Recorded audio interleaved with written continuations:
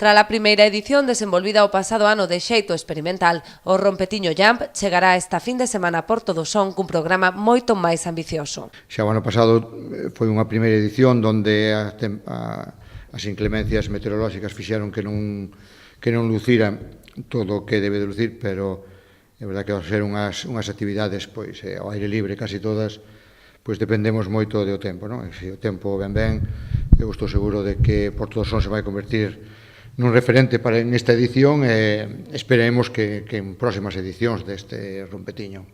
A cultura urbana é o fío condutor deste evento que mesturará breakdance, ciclismo e música na esplanada portuaria. Tenemos tres modalidades principales en el evento, que son breakdance, que es campeonato gallego, el Open Gallego de Descenso Urbano de Galicia y BMX, que bueno, es una prueba de bicis también en skatepark.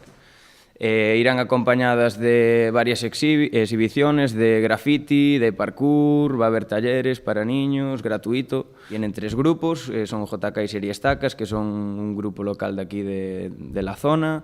Está Erin de Comando Katana, que bueno, es de Santiago, y Kitkeo, que es el cabeza de cartel en este caso, que bueno, cerrará el concierto, y luego el domingo pues tenemos la prueba de descenso urbano, que será a lo largo de toda la jornada del domingo, desde la mañana hasta las 8 de la tarde.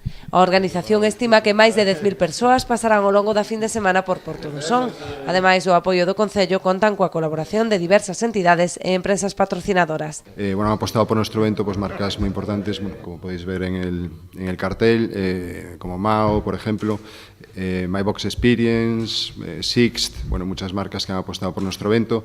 Además, colaboran con nosotros asociaciones de la zona, como por ejemplo Bella Escola, que es una asociación cultural que es de Noia, por ejemplo el Club Ciclista Sonense, que nos echa una buena mano para organizar la prueba de descenso, por ejemplo la Escuela de Surf Río Sieira, que participa muy activamente también en la organización, y la Federación de Ciclismo, lógicamente, que coordina todo lo que es la celebración del Open, ¿no? Tan só será preciso inscribirse con antelación no Open de Descenso Urbano que se disputará o domingo.